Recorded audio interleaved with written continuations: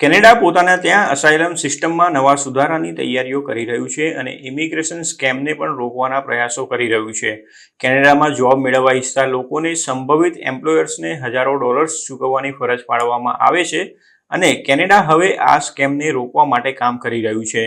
Immigration minister mark મિલરે જણાવ્યું હતું કે તેઓ કેનેડિયન એમ્પ્લોયર્સને લેબર માર્કેટ ઇમ્પેક્ટ એસેસમેન્ટ એટલે કે LMIA માટેની અરજીના નિયમોમાં ફેરફાર કરવાનું વિચારી રહ્યા છે. LMIA એક ડોક્યુમેન્ટ છે તે દર્શાવે છે કે કેનેડામાં ટેમ્પરરી ફોરેન વર્કર્સની જરૂર છે. આ લેટર દ્વારા ફોરેન વર્કર કેનેડા આવી શકે છે.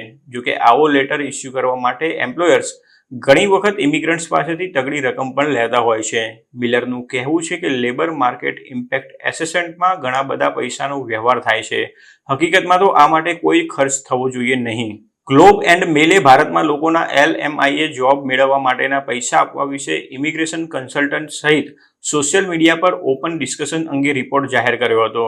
લીગલ ઇમિગ્રેશન કન્સલ્ટન્ટ્સ અને લોયર્સે આ અંગે કેનેડિયન સરકારને દબાણ કર્યું હતું કે તેઓ LMIA પ્રોગ્રામ દ્વારા ઇલીગલી કમાણી કરે છે. એક વખત એમ્પ્લોયમેન્ટ એન્ડ સોશિયલ ડેવલપમેન્ટ કેનેડામાંથી LMIA મેળવે ત્યારબાદ ફોરેન વર્કર્સ કેનેડાની વર્ક પરમિટ માટે અરજી કરી શકે છે. આવા ફોરેન વર્કર્સ મોટા ભાગે કેનેડાના PR મેળવવાની ઈચ્છા રાખતા હોય છે.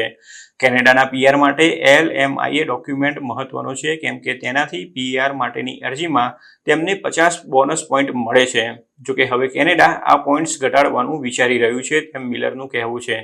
આ ઉપરાંત માર્ક મિલરે તે પણ જણાવ્યું હતું કે તેઓ કેનેડાની અસાયલમ સિસ્ટમમાં સુધારા કરવા માટે વધારે કડક પગલાં લેવાની યોજના ધરાવે છે. તેમણે કહ્યું હતું કે જે લોકો અહીં ટેમ્પરરી આવે છે તેમાંથી મોટાભાગના લોકો તો જતા રહે છે, પરંતુ ઇન્ટરનેશનલ સ્ટુડન્ટ્સની સંખ્યા વધી રહી છે અને તેમાંથી ઘણા લોકો ઘણી ઓછી આશા સાથે અસાયલમ ક્લેમ કરે છે. આ મહિનાની શરૂઆતમાં ઇમિગ્રેશન એન્ડ રેફ્યુજીસ બોર્ડના એક સિનિયર ઓફિસરે ખુલાસો કર્યો હતો કે કેનેડામાં અસાયલમ ક્લેમ્સની પ્રક્રિયા કરવામાં લગભગ 4 વર્ષ લાગે છે. મિનિસ્ટર માર્ક મિલરે પાર્લામેન્ટરી કમિટી સમક્ષ જણાવ્યું હતું કે તેઓ સિસ્ટમમાં મોટા ફેરફાર કરવા ઈચ્છે છે. આ સિસ્ટમને જે રીતે કામ કરવું જોઈએ તે રીતે કામ કરી રહી નથી. અસાયલમ ક્લેમ્સમાં સતત વધારો થઈ રહ્યો છે. માર્ક મિલરે ગત મહિને તેમણે હાઉસિંગ અને અન્ય સર્વિસીસ પર દબાણ ઘટાડવા માટે પરમેનન્ટ રેસિડેન્ટની સંખ્યા ઘટાડવાની યોજના પણ રજૂ કરી હતી.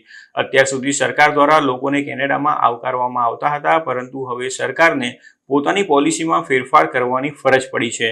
કેનેડામાં ઇમિગ્રેશનનું પ્રમાણ ઘણું વધી ગયું હોવાના કારણે હાઉસિંગ અને જોબ શોર્ટેજ ઊભી થઈ છે અને તેના કારણે જ સરકાર પર ઇમિગ્રેશન પર નિયંત્રણ મૂકવાનું દબાણ વધ્યું હતું. જસ્ટિન ટ્રુડો સરકારે આ વર્ષની શરૂઆતથી જ તેના માટે નિયમો કડક બનાવી દીધા છે.